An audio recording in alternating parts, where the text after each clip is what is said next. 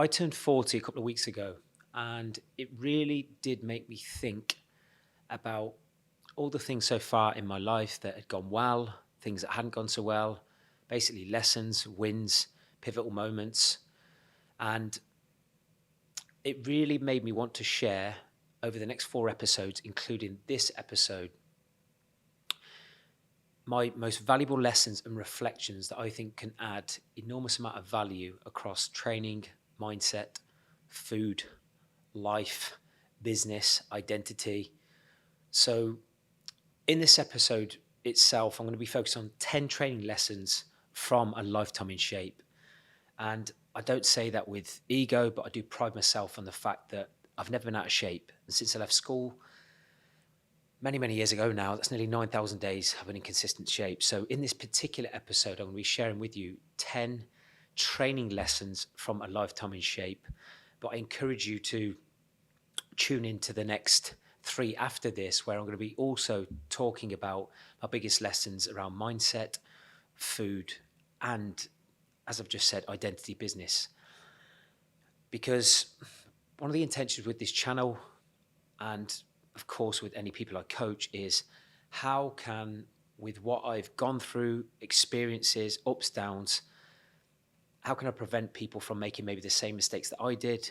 Or if I categorically know that over the last 3-4 decades, something works around training, food, mindset, then I want to share it with you so you can get to where you want to get to faster. So I'm just going to shoot straight into today's, which is training. I want to keep this as short as possible.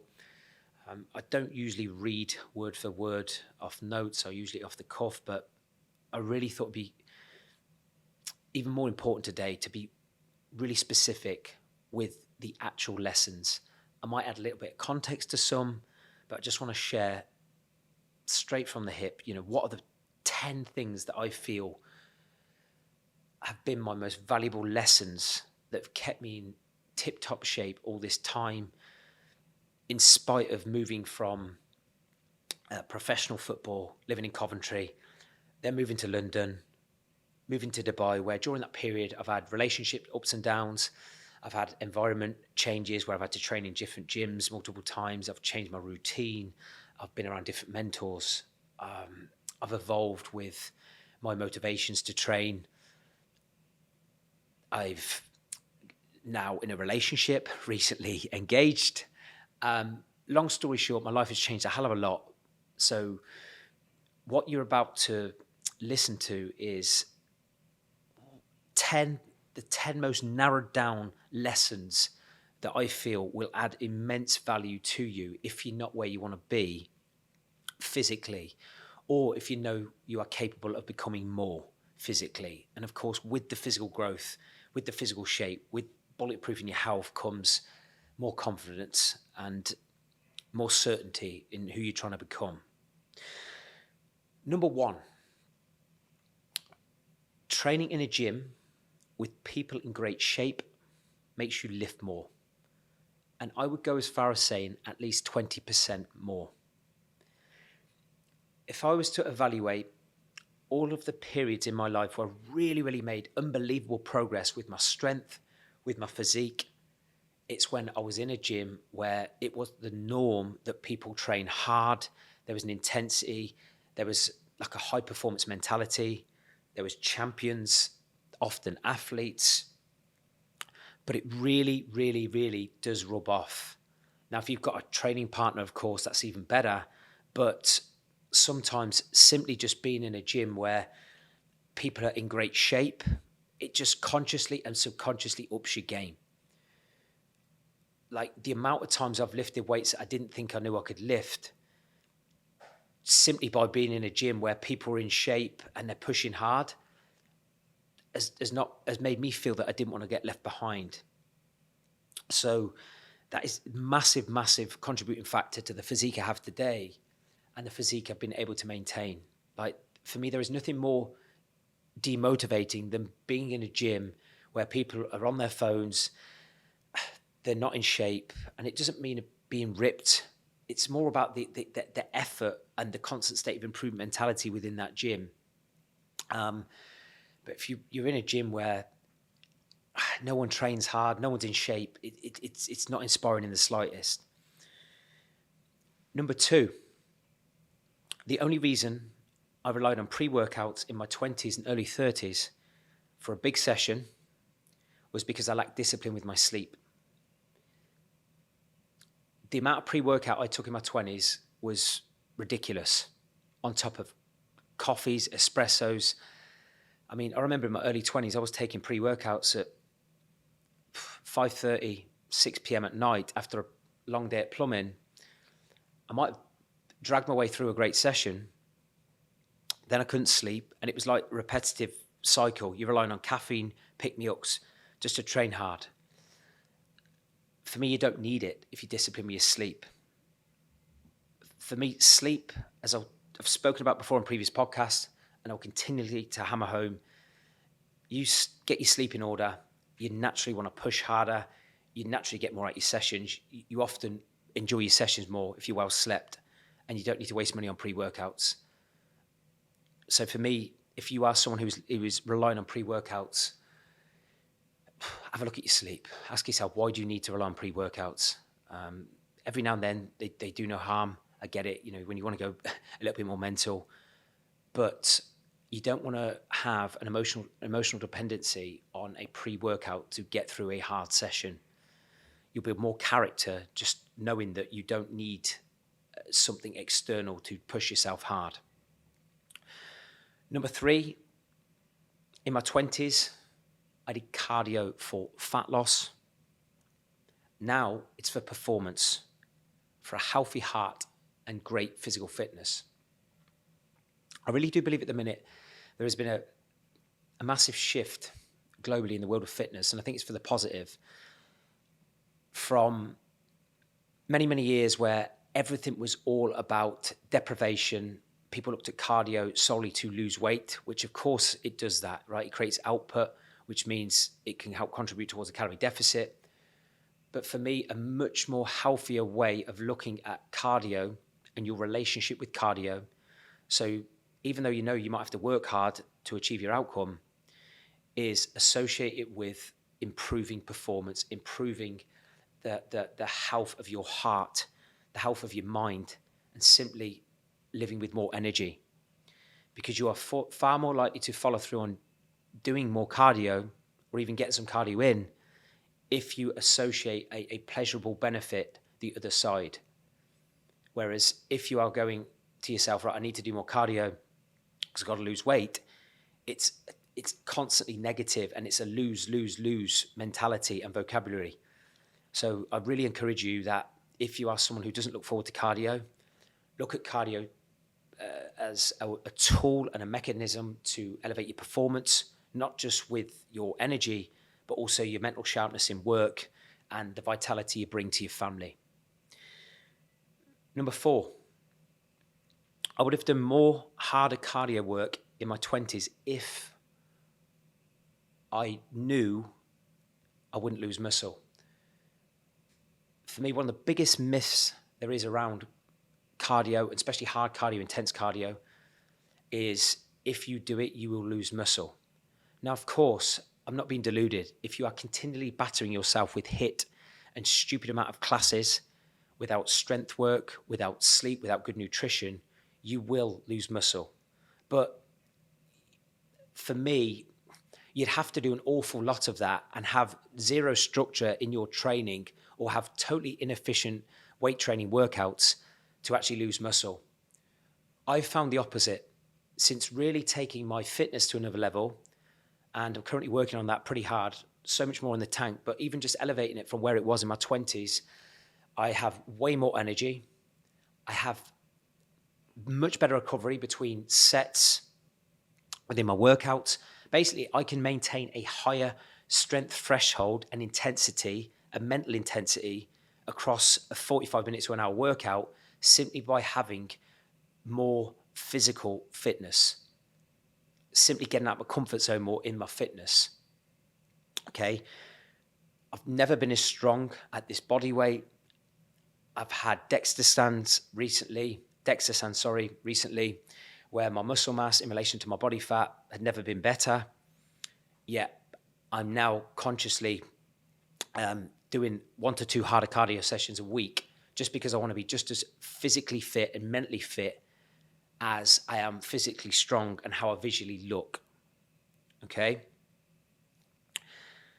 Number 5, I would rather lift 5 to 10 minutes less now and do 5 to 10 minutes pre-lift mobility, which is something I would never have done in my 20s. And I would go as far as saying even my early 30s. I looked at any form of mobility, stretching, activation work as a waste of time. But the reality is, especially when you are in your late 30s and 40s and 50s, you have to do it. You have to prime the muscle, prime the mind before you start lifting heavy. For me, you'll enjoy your session so much more simply by doing a little bit more mobility pre-workout. So, for example, the way I look at it is this. If a usual training session took me, for say 50 minutes, in the past, I would have just gone, right, if I've only got 50 minutes to actually be in the gym today, I have to make sure that I'm doing work sets for that whole 50 minutes, maybe a warm-up set or two on a given exercise. Now, I know that if I put in 5 to 10 minutes work of mobility, the 40 minutes after that would be significantly more efficient. I'm likely to train with even more intent, and I'm going to prevent more injuries. Remember, one of the things that you need to do if you're trying to bulletproof consistency with your health, fitness, and body is keep yourself in the gym. And over a 52-week period, it's inevitable we're going to pick up niggles, especially when you have wear and tear, age. It gets the better of us, at some point. But if we can prevent that as much as possible. So if our goal is to keep ourselves in the gym, just literally spending a handful of minutes, or even 2 to 3 minutes as an absolute bare minimum before you go into your hardcore lifting sets or even your cardio, you'll get more out of that. Remember, it's about efficiency. It's not always about quantity, it's about efficiency. It's not how much you do, it's the quality of work you do with the time you have that's more important. Number 6, I wasn't even aware of this until I met Gabby, my partner, but this is a big, big lesson that I've shared continually with our Built to Last clients. Do Pilates. For me, doing Pilates sessions from when I first started training, and I mean maybe around 15, 16, and then went into professional football, would have saved me years of injuries, not even weeks, not even months. Pilates for me, as I've said on previous podcasts, is an unbelievable skill set. Joseph Pilates, as Gabby shared with me, I mean, that man's mind, he was a genius. I mean, the way he created that skill set. I mean, I'm in awe of all Pilates teachers who learn that method. I really am, because it's far more complex for me than learning how to squat, press, pull, all the bodybuilding strength-based exercises. But I just know if I'd have had this skill set or form of exercise available in my 20s, especially during my football years in my late teens, there is no way I'd have been injured as much. My spine, my balance, my connection from hand to head to toe, like it's amazing. It really is. For me, that is I say to my clients, the magic bullet that, unless there is an exceptional circumstance where I'm traveling and there's no teachers around, etc., I know that has been the one thing that has allowed me to get significantly stronger without putting on body weight. And if you're listening to this, you might be like many of my clients where they have no aspirations to be a big meathead. They want to be able to move. They want to look good in clothes. They want to look good out of clothes. They want to be functional. They want to be, they want to have emotional freedom with their physical movement as much as they want to look a certain way. And I just think Pilates is an absolute unbelievable tool to help you do that. There is nothing more frustrating than getting injured and putting yourself out of the gym for even a week or even a few days. So honestly, if you've never explored Pilates, I encourage you to try it. And if you have done it, but maybe being a bit inconsistent with it, just schedule it in as a training session. And I guarantee you'll get more out of your training sessions around a Pilates session. Number 7, I've done a separate episode on this before, so please shoot me a message privately if you don't know where to find that. But I would never have trained bro splits if I knew what I knew now in my 20s and in my 30s. So it's been no secret on social media and on anywhere I can share my message about training. I'm a huge fan now of full body training, incorporating cardio where possible too, But from an actual efficiency standpoint of incorporating all your movement patterns, your push, your pulls, your hip hinge, your squats, basically all the fundamental movement patterns and exercises that contribute towards a great physique. For me, the best way of segmenting that all together, putting all the pieces of the puzzle together, is in a full body structure, especially as an entrepreneur, business owner. But even if you are a young person listening to this and you're a little bit confused because there's so much information out there on what's the best training method, and the truth is they all work in some way. If you stick to any program, do it efficiently with good technique, your body will change. But for me, when time is one of the most valuable things we have, and more importantly, what we use or how we use our time, there is nothing more efficient than a full body structure to get more bang from your buck and return on investment of time, effort, and money investing into your gym, etc., than full body training. It would have also took away, in my 20s, the all or nothing mentality that I had sometimes. Because as I've said before about the bro splits, when you have a chest day, back day, leg day, shoulder day, arm day, however that looks for you, and you miss a body part, basically miss a training day, that can create that fuck it mentality where you actually think, I failed because I haven't got my perfect training week in. And then what follows fuck it is eating shit food. And then what follows shit food is weight gain, not happy with how you look, lack of energy, lack of confidence. The beauty of full body training is so much more malleable. It really is. So what I mean by that is if you typically have a 3 to 4 day full body training split, which all of our clients have, if your weeks are compromised through business, through family, through parent commitments, whatever that may be, even just getting a couple of full body training sessions, you've still hit your whole body, and it takes the heat off feeling to be perfect on a week-to-week basis with your training, which simply doesn't happen. The people who are consistently on it, keeping themselves in a gym on a week-to-week basis, from all my years of training and being in the world of health and fitness, okay, are the people who are happier and have more predictable outcome when it comes to their health and fitness and their emotional well-being with that. Number 8, since training like an athlete, I've never had to diet.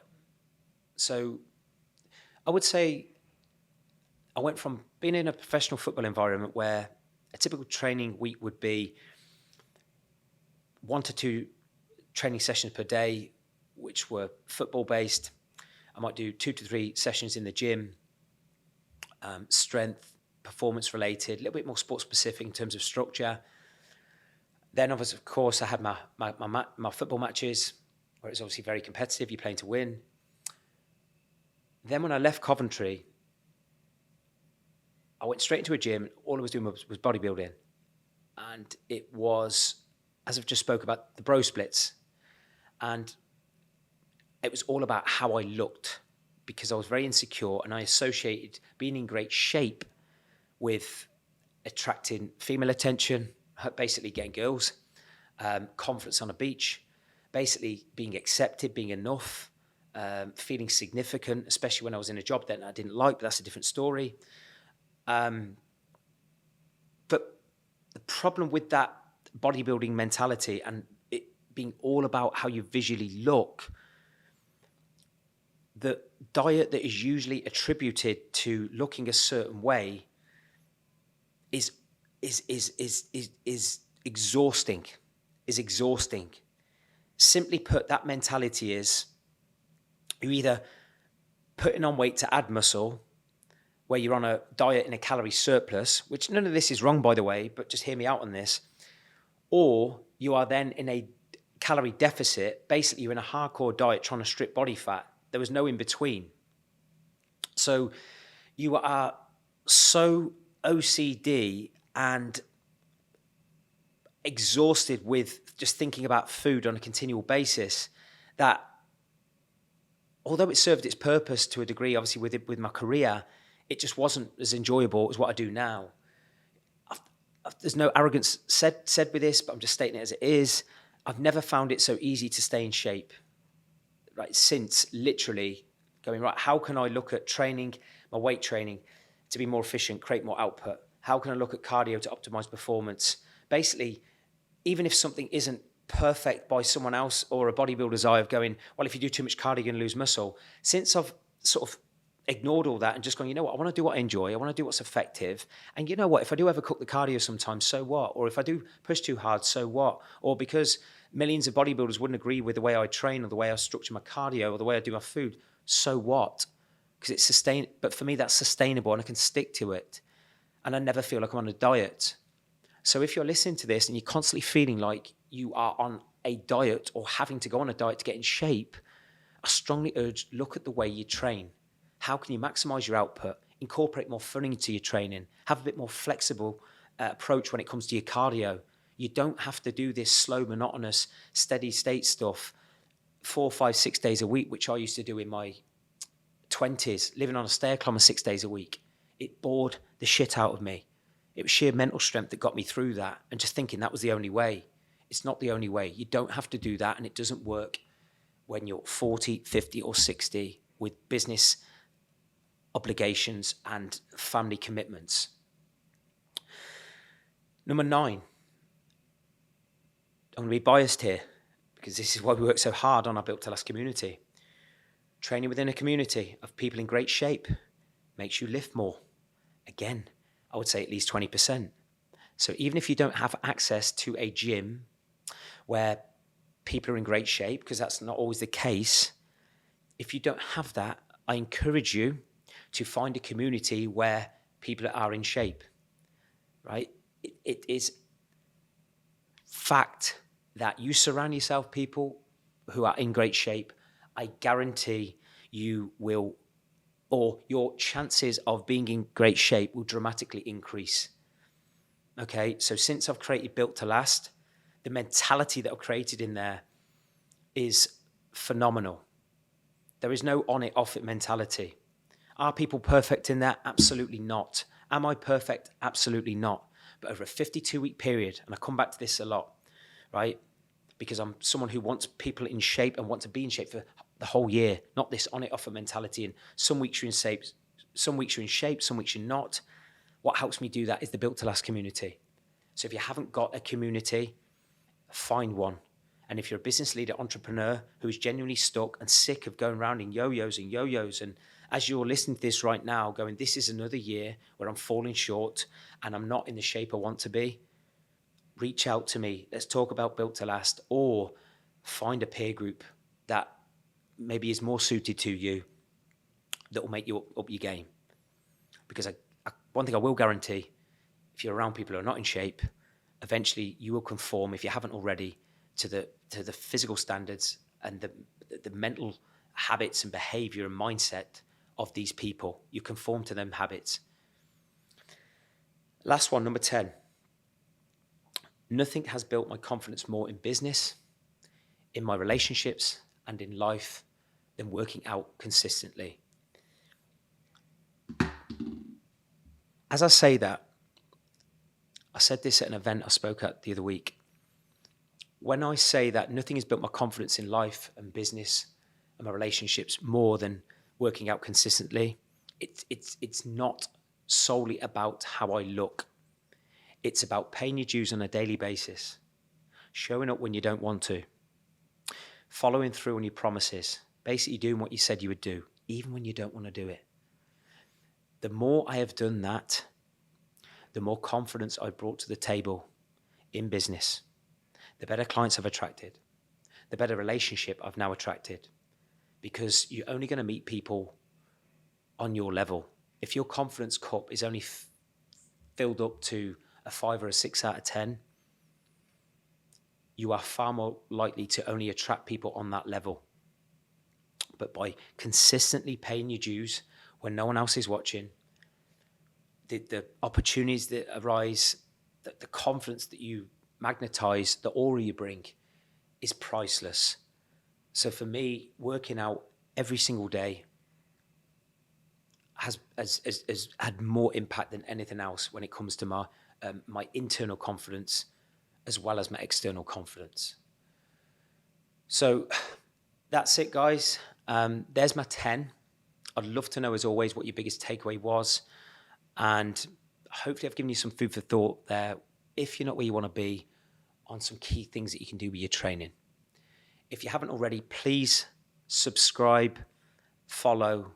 I really, really appreciate your support. And I'll see you next time.